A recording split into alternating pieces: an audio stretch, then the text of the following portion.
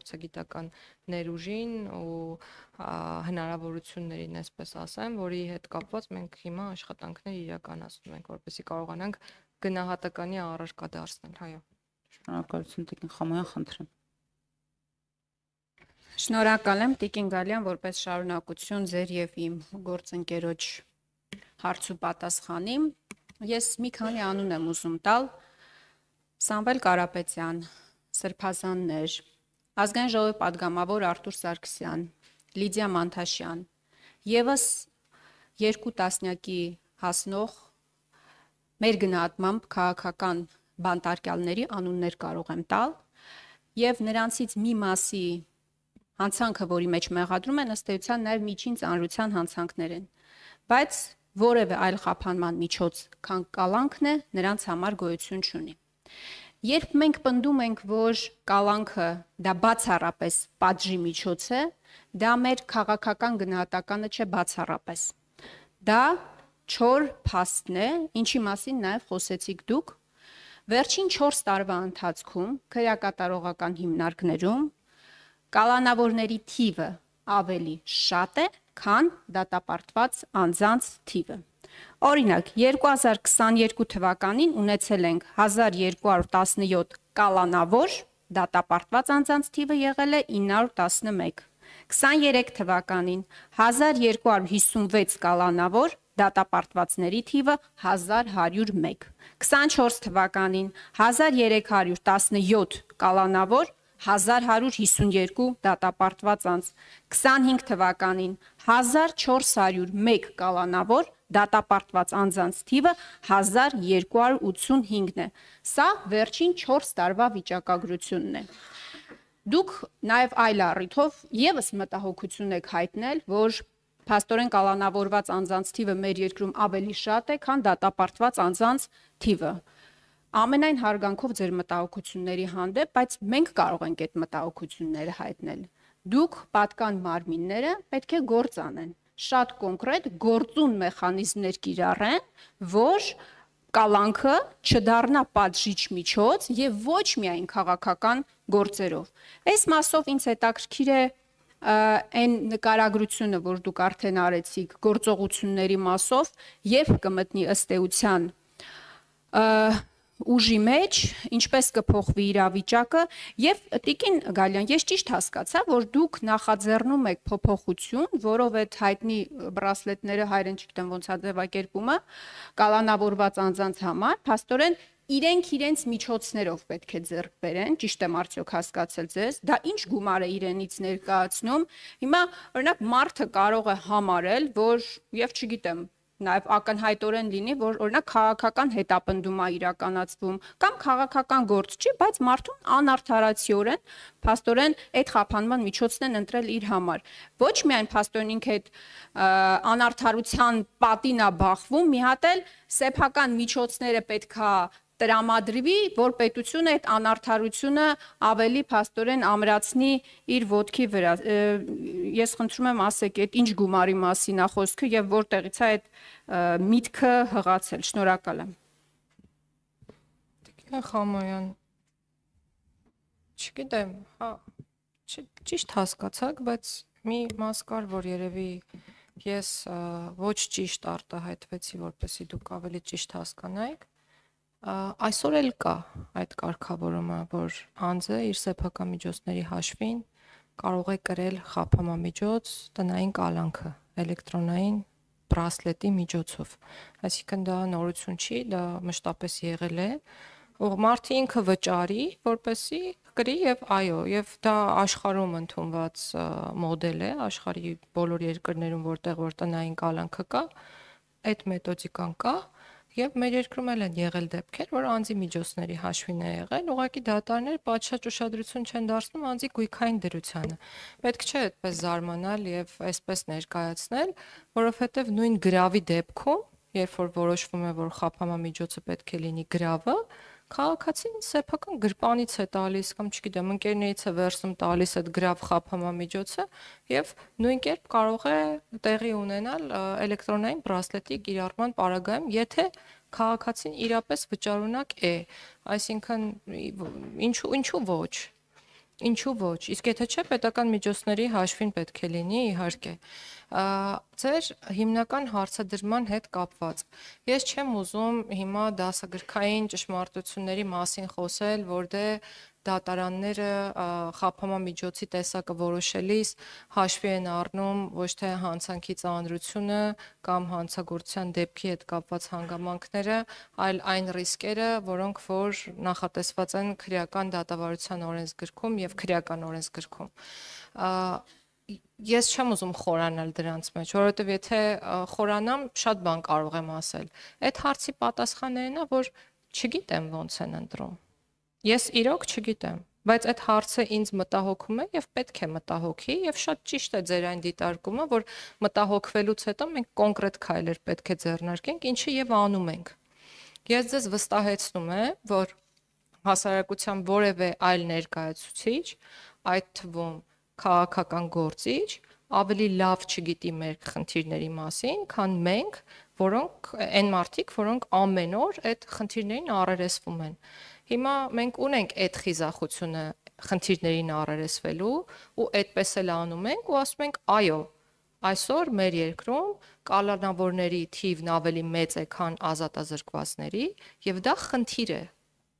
Եվ ես ձեզ վստահեցնում եմ, որ մեր գործընկերների հետ իրավապահ մարմինների մենք պարբերական քննարկումներ ենք ունենում եւ նաեւ մի նորություն էլ ասեմ, վարչապետի որոշմամբ միջգերատեսչական հանձնաժողով է ստեղծվել, որի անդրանիկ նիստը շուտով կկայանա եւ հարցերը, որոնք պետք է քննարկի այդ հանձնաժողովը, վերաբերելու են հենց քրեական արդարադատության ոլորտին, քրեակատարողական եւ պրոբացիայի ոլորտին։ Ինչու ենք սա նախաձեռնել, որպեսզի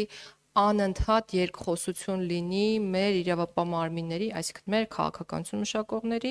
իրավապահ մարմինների եւ դատարանների միջև, որպեսզի մենք կարողանանք միասնական մոտեցումներ ունենալ։ Միջգերատեսչական հանձնաժողովի կազմը գիտենք մոտավորապես ով է։ Այն մարմինների ներկայացուցիչները, որոնք որ ես թվարկեցի։ Շատ բարի։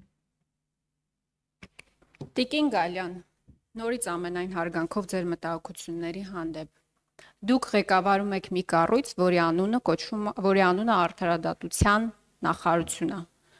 Դուք երկրում արդարադատություն իրականացնող եք մեր շարքային քաղաքացիների պարզ ընկալումներով։ Իխամյան, խնդրում եմ, քաղաքականություն, արդարադատություն իրականացնող չի արդարադատության նախարարությունը։ Դա հակասահմանադրական հայտարարություն է։ Խնդրեմ։ Պարոն Վարդանյան, մեր հասարակության շարքային քաղաքացիների ընկալումները շատ պարզ մարդկային, շատ պարզ են արդարադատության նախարարությունից։ Հիմա մենք սահմանադրական ձևակերպումների մեջ առաջարկում եմ չխորանանք։ Ես կարծում եմ, որ դուք նաև ստեղծված իրավիճակի համար գոնե բարոյական ըստ էության պատասխանատվություն եք կրում։ Դուք շատ արդարացիորեն մատնացույց արեցիք իրավիճակը, ես էլ թվերը բերեցի։ Հիմա ես ասում եմ, բացի այն գործողությունները, որոնք դուք ունեք թղթի վրա, էլ ինչ քայլեր եք ձեռնարկում իսկապես իրավիճակը եւ առհասարակ մթնոլորտը երկրում փոխելու համար։ Տիկին Գալյան, օրեր առաջ փաստաբանին, որը գրառում էր արել, կոշտ գրառում էր, կոպիտ գրառում էր, վիրավորական գրառում էր, այո, կարելի է այդ ձևակերպումները տալ։ Մեղադրանք են հարուցում արատավորող տեղեկություններ հայտնելու հոդվածով, լավ են անում, որ հարուցում են։ Մի ամբողջ ալֆա ջոկատ գործից կտրում են, բերում են փաստաբանին, իր դատից հետո պարկացնում են ասֆալտին, բերման են ենթարկում եւ խափանման միջոցը ընտրում են կալանքը։ Ես ուզում եմ հասկանալ, մարդը գրառում է արել, փաստաբանը գրառում է արել, գործը հարուցվել, խափանման միջոցը ընտրվել է կալանքը։ Սովորաբար ինչի է ընտրվում կալանքը, որ նախաքննությանը չխոչընդոտի, չփախնի, վկաների վրա ազդեցություն չունենա, հայտնի ճշմարտություններ են, չէ՞, բոլորը գիտեն։ Ես ուզում եմ հասկանալ, այդ փաստաբանը ինչ պետք է աներ։ Այդ գրառումը պետք է խմբագրեր, թեպետ հետո գործի մեջ պարզվեց, որ քննիչը գրել է, որ ման են գալիս հայտնի ավակ գործընկերոջը, ով չգիտեմ ինչ խորհուրդներ է տվել գրառումը կատարած փաստաբանին։ Այսպիսի աբսուրդային ձևակերպումներ։ Այս օրինակներով ես պատկերացնում եմ, որ բացի այն հրապարակային հայտարարությունները, որ դուք այստեղ անում եք, ձեր հարցազրույցների ժամանակ անում եք, ես կարծում եմ, որ նաև ներքին քննարկումների ժամանակ պետքա կարողանաք եւ փորձեք հասնել նրան, որ իրավիճակը երկրում իսկապես փոխվի։ Այս պարզ օրինակով ես ցույց տվեցի, որ կալանքը բացառապես պատժի միջոց է եւ օգտագործվում է բացառապես քաղաքական նպատակարարությունից ելնելով։ Կամ Սամվել Կարապետյանին հունիսի 17-ից գործը օրինակ չի ուղարկվում դատարան։ Այդ մի նախադասության համար կալանքը ընտրվել է որպես խափանման միջոց։ Ես կարող եմ բազմաթիվ օրինակներ բերել։ Միքայել Աճապահյանի մասով։ Մի դեպքում դատախազությունը համարում է, որ այդտեղ հանցանք չկա, մի 2 ամիս հետո մտածում ասում է, չէ, ամեն դեպքում ոնց որ հանցանք կա, խափանման միջոցը ընտրվում է կալանք եւ միջին ծանրության հոդվածով 2 տարի ազատազրկման է այսօր դատապարտված դեպքասանը։ Այս ամփոփում եմ։ Այս բոլոր դեպքերը նկատի ունեմ եւ այն անարդարադատությունը, որը տեսնում է շարքային քաղաքացին։ Շնորհակալ եմ։ Իմ Համոյան, ես իհարկե հնարավորություն կտամ Տիկին Գալյանին, որ արտահայտվի, բայց եւս մեկ անգամ ես փաստորեն ճիշտ եմ հարցադրման մեջ։ Հավատացնում եմ ձեզ, ձեր հարցերի իրավաչափությունը չեմ վիճարկում, բայց հավատացնում եմ ձեզ, այդ հարցերի հասցեատեր ավելի շատ մենք ենք ձեզ հետ, քան Տիկին Գալյանը, որովհետեւ ոչ կալանքի հետ կապված հարցերը, ոչ դատավարության ժամկետների հետ կապված հարցերը, ոչ դատավորի վարքագծի հետ կապված հարցերը, բացառությամբ այն մասի, որը վերաբերում է կարգապահական վարույթ նախարարության տիրույթում չեն։ Դրա համար ի սկզբանե ես ասացի, որպեսզի մենք կարողանանք իրար ճիշտ հասկանանք։ Այն խնդիրները, որոնց մասին դուք խոսում եք, կան, բայց հավատացնում եմ ձեզ, հարցերի 90%-ը բացառությամբ նախարարության օրենսդրական գործունեության եւ բացառության վարչական դատական խորհրդի դիմելու նախարարության տիրույթում չեն, ավելի շատ մեր տիրույթում են։ Դրա համար երևի թե Տիկին Գալյանը կպատասխանի, բայց այդուհանդերձ մենք հստակ հասկանանք ում ինչ հարց են գալիս։ Բայց առանց սահմանափակելու, կարաք ցանկացած հարց տակ, սա վերաբերում է յուրաքանչյուրին։ Խնդրեմ Տիկին Գալյան։ Շնորհակալություն։ Տիկին Խաման, այն որ մեր նախարարության անունը արդարադատության նախարարություն է, չի նշանակում, որ ինչպես պարոն Վարդանյանն էլ նշեց, մենք պատասխանատու ենք մեր երկրում արդարադատություն իրականացնելու համար, եւ այն, որ մեր նախարարության անունը արդարադատության նախարարություն է, չպետք է քաղաքացիների մոտ թյուր ընկալում ստեղծի առայն, որ մեր երկրում արդարության մթնոլորտի, արդարադատության իրականացման պատասխանատուն նախարարություն է, որովհետև նախարարությունը որևէ երկրում նման երևույթի պատասխանատուն չի կարող լինել, նախարարությունը քաղաքականության մշակման պատասխանատուն է եւ նախարարությունը զբաղված է հենց այդ գործով։ Ես մի միտք ունեի տարիներ շարունակ, որովհետև այս հարցը տարիների խորքից է գալիս, միշտ մարդիկ շփոթմունքի առաջ են կանգնում, նույնացնում են արդարադատության նախարարությունը արդարադատություն իրականացնող մարմինների հետ, եւ միտքս այն էր, որ պետք է նախարարության անունը փոխենք ոնց որ այլ երկրներում է եւ դարձնենք օրենքի նախարարություն օրինակ, բայց հետո մտածում եմ ցանկացած հակաօրինական արարք, որ տեղի ունենա մեր երկրում, Ministry of Law, որ շատ երկրներում այդպես է կոչվում, Ministry of Law, բայց հասկացա, որ բոլոր հակաօրինական արարքները էլի կկապվեն այդ նախարարության հետ ու մենք խնդիրը դրանով ըստ էության չենք լուծի եւ կրկնում եմ, որ նույնիսկ բարոյական դաշտում այն ամենի համար, ինչը արդար չէ կամ արդար չի ընկալվում քաղաքացիների կողմից, ես եւ նախարարությունը պատասխանատու չենք։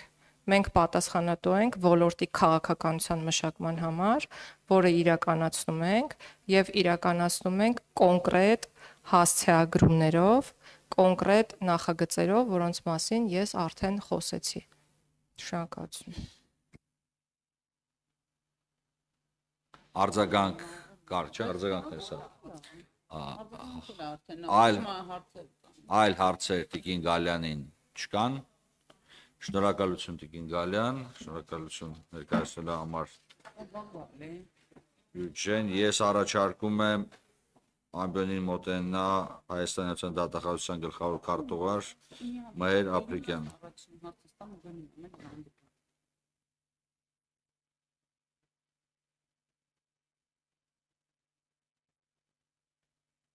Արգելի գործընկերներ, տեղեկացնեմ մեր բոլոր գործընկերներում, մենք այսօր նիստը չենք ավարտելու։ Քննչական լսեք, նիստը ընդմիջելու ենք եւ շարունակելու ենք ամսի 5-ին ժամը 9-ին, որովհետեւ մենք պայմանավորվածություն ունենք քննչական մարմինների եւ հակակոռուպցիոն կոմիտեի ղեկավարների հետ, նրանք առաջի տեմպով են ներկայանալու բյուջեի քննարկումներին եւ այսօր նրանք գործուղման էին, հարգելի պատճառներով չէին կարող մասնակցել, մենք որոշեցինք համատեղ քննարկելով Տիկին Վարդանյանի հետ ժամանակագրային առումով ամսի 5-ին ժամը 9-ին միակ տարբերակն է, ժամը 9-ին մենք հնարավորություն կունենանք, այո, որովհետեւ այդ նույն օրը ամփոփվելու է նաեւ բյուջեի քննարկումները։ Դրա համար մենք ժամը 9-ին ամսի 5-ին մենք շարունակելու ենք նիստը, այսօր կընդմիջենք պարոն Հովհաննիսյանի կողմից ներկայացվելիք զեկույցից հետո։ Շատ բարի։ Չեք կարող մինչև զեկույցումը հարց տալ, որովհետև խնդրեմ։ Եթե վարման կարգի վերաբերյալ Վարման կարգի վերաբերյալ ես ուզում եմ իմանալ պարոն Վարդանյան, ինչու դատախազության զեկույցը ներկայացնում է գլխավոր քարտուղարը ԱՄՆ-ին հարգանքով պարոն Աֆրիկյան, ուղղակի ուզում եմ հասկանալ գլխավոր դատախազը ինչու չի ներկայացնում։ Սա հարցադրում է, որ ամեն տարի բարձրանում է, Տիկին Վարդանյան, ասեմ, դատախազության մասին Հայաստանի Հանրապետության օրենքով բյուջետային հայտը եւ բյուջետային բոլոր քննարկումներում ներգրավում է ոչ թե գլխավոր դատախազը, այլ ներգրավում է գլխավոր դատախազության աշխատակազմի ղեկավարը։ Այսինքն դա մեր կանոնակարգ օրենքով է։ Կանոնակարգ օրենքով չնախատեսված, դատախազության մասին օրենքով է նախատեսված։ Եվ ես առաջարկում եմ, եթե հարցադրումներ ունեք, հա, այդ հարցադրումները կրկին ավելի շատ ինձ են ուղղված, պարոն Աֆրիկյան։ Դրա համար ես ասացի վարման կարգով, դրա համար չսպասեցի զեկույցին, հարցադրումս մտածել թե ինչպես եւ ինչ եղանակով կարող են փոփոխել։ Օրենսդրական փոփոխությամբ, եթե գտնում եք, որ գլխավոր դատախազը պետք է ներկա լինի։ Այսինքն միասնական մոտեցում պետք է ապահովեն կամ գլխավոր դատախազի եւ քննչական մարմինների ղեկավարներ կամ բոլոր տեղերը պետք է լինեն համապատասխան գլխավոր քարտուղարներ, որոնք պատասխանատու են բյուջեի համար։